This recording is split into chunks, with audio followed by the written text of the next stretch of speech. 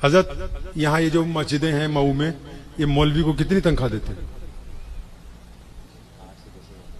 भाई? कितनी तनख्वाह देते हो? सारे जिम्मेदार बैठे। हाँ भाई, 6,000? ज्यादा नहीं, थोड़ी कम? ज्यादा बता रहे आप लोग। मुझे एक दफा मौका मिला, डॉक्टर साहब को याद होगा, हमारे वालिद साहब के दोस्त भी हैं, हम सबके बड़े भी हैं माशाल्लाह, मुहद्दिस भी हैं। हजरत को याद होगा, मैं एक दफा वक्फ बोर्ड मेरे पास आ गया तो मैंने मौलवियों की फाइल मंगाई। मैं यार इनकी तनख्वाह कितनी? तो उस वक्त पंजाब वक्फ बोर्ड की तरफ से 14,000 कुछ रुपए थी। मैं कहा यार सीधी 20,000 बढ़ाओ।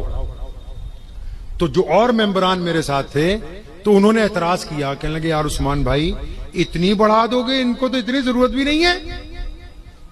तो जब हम लोग मीटिंग कर रहे थे तो मेरे ही एक दोस्त है मेंबर, तो उन्होंने बहुत बेहतरीन जूती पहनी हुई थी। मैंने कहा यार ये जूती कितने की? बड़ी अच्छी है।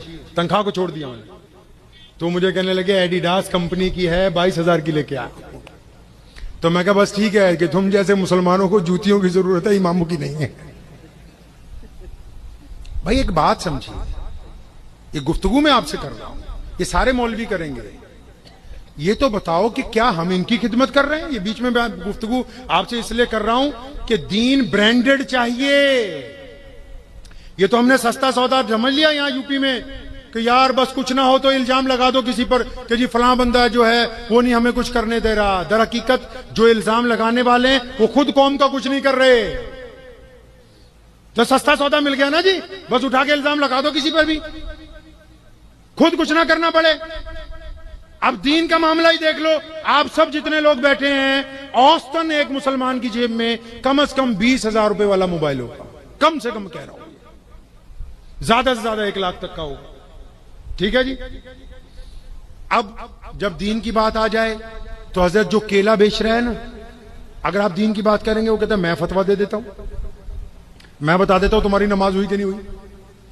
डॉक्टर के पास चले जाओगे तो जी मैं फतवा दूंगा। इंजीनियर के पास चले जाओगे तो मेरे से ज्यादा दीन कोई नहीं जानता है। बिरयानी बनाने वाला होगा जी मुझे पता है दीन क्या है। कोई पल्लेदार हो कहता जी मुझे दीन पता है। जिम्मेदार हो कहता मुझे, मस्जिद का प्रधान कहता मैं और शेखुल हदीस तो एक बराबर ही समझो।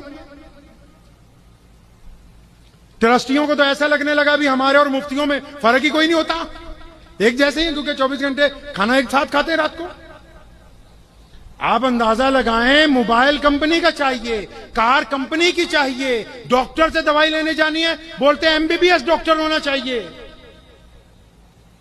कोई चीज दवाई खानी है बोलते हैं असली होनी चाहिए। घर बनाना है एसी कंपनी का चाहिए, रेफ्रिजरेटर कंपनी का चाहिए, वॉशिंग मशीन कंपनी की चाहिए, मोटरसाइकिल कंपनी का चाहिए। और दीन इतना यतीम बना दिया, हर बंदा कह रहा है कि मैं फतवा दूंगा, मैं बताऊंगा इस्लाम क्या है। ये जो ब्रांड बैठा हुआ है, अगर आप ब्रांड से दीन नहीं सीखेंगे तो आपको क्या पता होगा कि दीन के अंदर क्या हुआ है। भाई कमेंट बॉक्स में अपनी राय देकर इस वीडियो को ज्यादा से ज्यादा शेयर कीजिए। वीडियो को लाइक के साथ साथ चैनल को सब्सक्राइब और पेज को फॉलो करना मत भूलिए। फिलहाल के लिए सिर्फ इतना ही, मिलते हैं फिर से एक और नई वीडियो के साथ। अपना ध्यान रखिए, धन्यवाद।